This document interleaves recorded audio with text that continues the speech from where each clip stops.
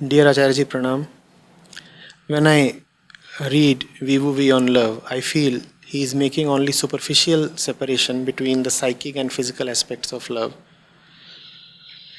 But he somehow implies that these two aspects work together.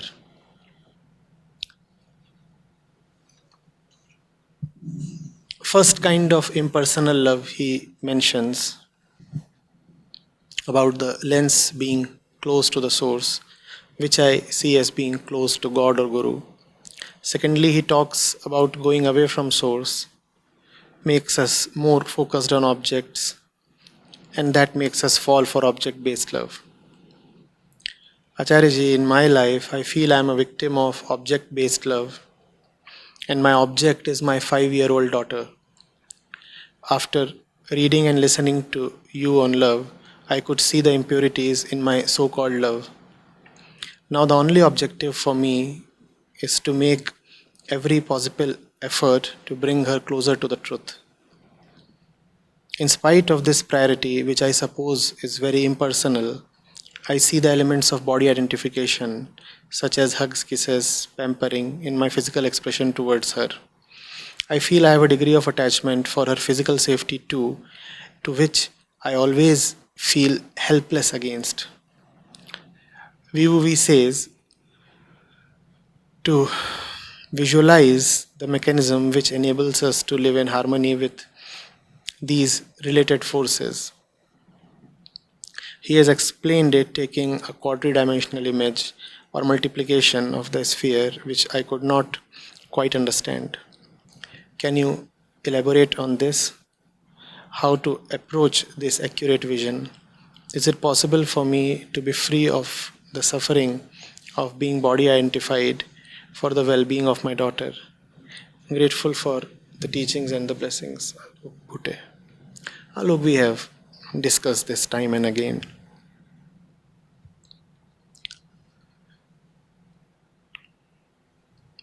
First of all, the example relating to the sphere and the quadridimensional thing. We usually live in a world of 3 dimensions, of which the most obvious example is a sphere. So, the sphere pertains to a tridimensional perception, which is the characteristic of our brain and this universe both. This brain can perceive only a 3-dimensional world, and therefore the world is 3-dimensional for the brain. What is meant by a quadridimensional thing?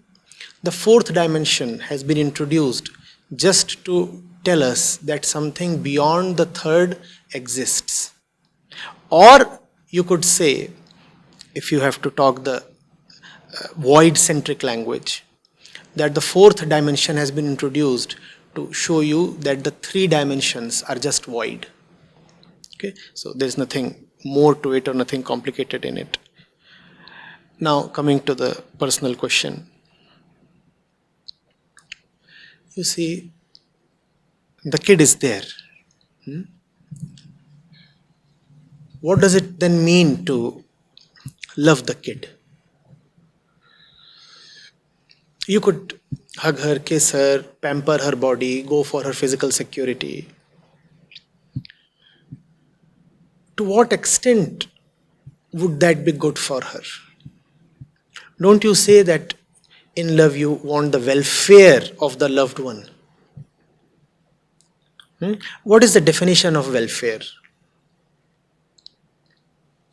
To the extent we are the body, bodily welfare is our welfare.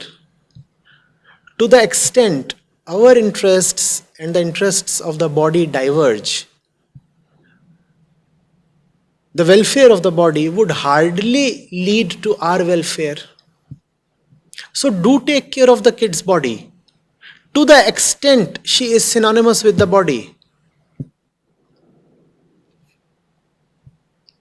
But then very soon you will come to a point where helping her body would not be really helping her.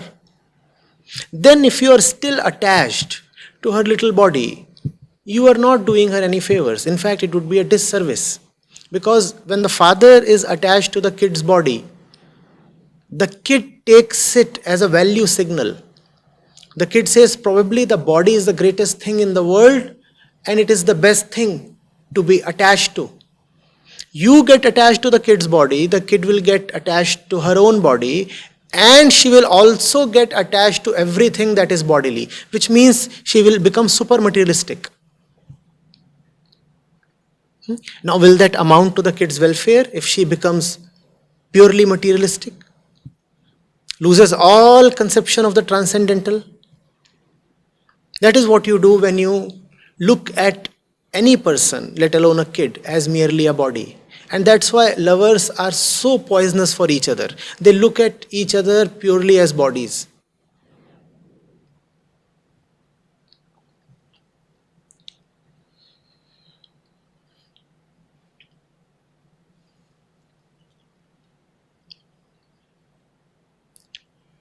It is a bit moving. There was this woman who had come to me.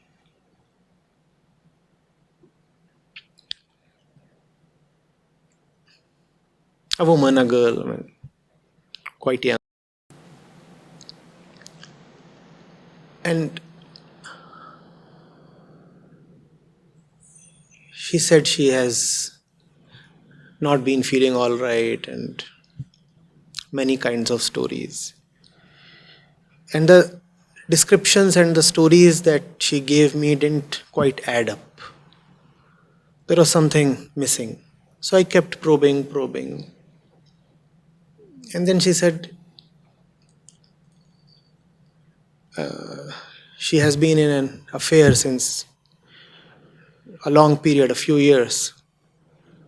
And the girl and the boy, the man, they decided to go out on a date and make out. And in the process of traveling and reaching that place, she fell ill. Quite ill. So she had fever. And the couple had come over probably only for a small period and probably only for one day, one night, that kind of a thing. And on that night, she developed some kind of a high fever. And the man still insisted, rather demanded, that they must have sex. And that incident happened and she started keeping unwell. And it had been months since she had been in such a condition.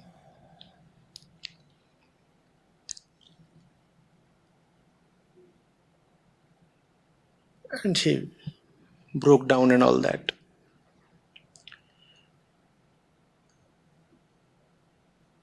So it was both nauseating and moving. That's how lovers look at each other, often.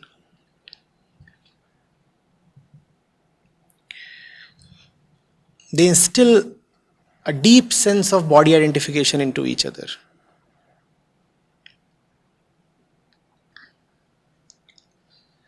You can be an individual in your space, private space, but in front of your man, you have to be a woman. You cannot be gender neutral in front of your man. It becomes very difficult. And you are tremendously lucky if you can have such a man. A man who does not demand that you be a woman. Rarely found.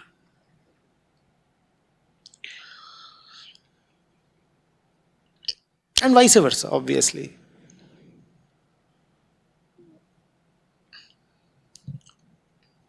You can totally be free of your gender.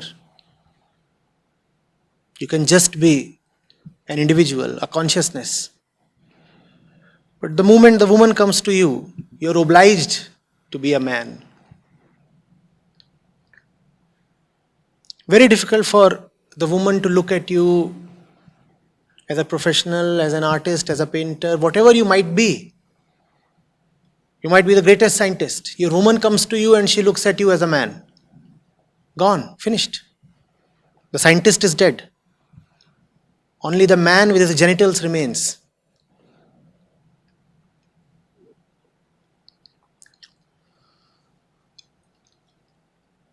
So when you are with someone who is looking at you purely as a body, the fellow is doing you a great disservice, Alok. If you will look at your daughter, even from the point of view of her physical protection, purely as a body, then you are not being good to her, not at all.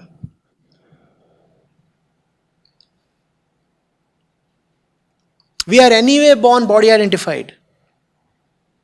And then to make things worse, if we are with someone who is all the time asking, oh, how is your hair, beta?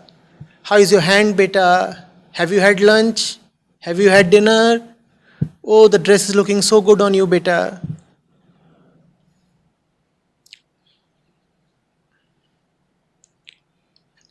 The kid is busy playing with her friends in the community park. And then you hurriedly and nervously go around looking for her. Where is she? Where is she? What happened to her? And the kid discerns that nervousness, that insecurity on her face. You know what is the value instruction you are giving her? The joy in playing is inferior to the pleasure of physical security. What was the kid enjoying? The joy of playing. And you just showed up with your freckled face. And what value perception did you just communicate? The pleasure of security is higher than the joy of free play. The daughter just received a very bad instruction. Don't do that. If you are a loving father, then bring greatness to her.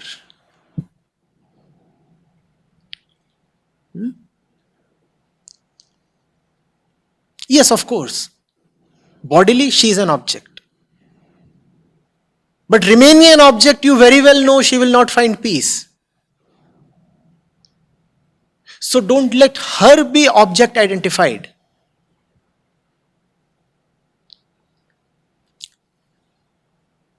How to relate with someone?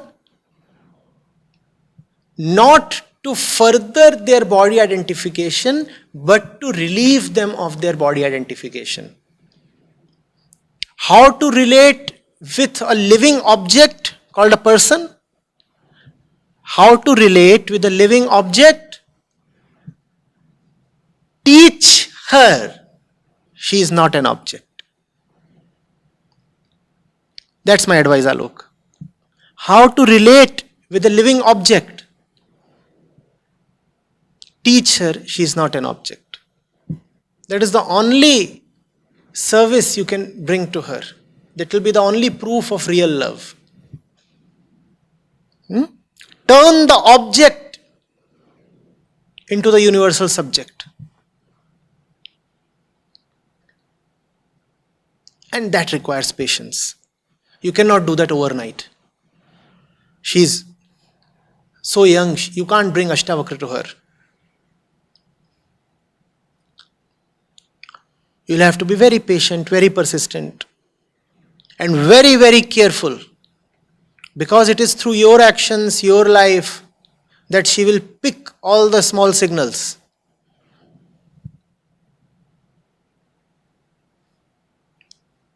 Pick and imbibe. So be very careful. Your own life, your words, your expressions, your personality is going to be probably the biggest influence upon her. And influenced she would be, if not from you, then from somebody else. Influence is unavoidable. So better influence her in a way that brings reality to her.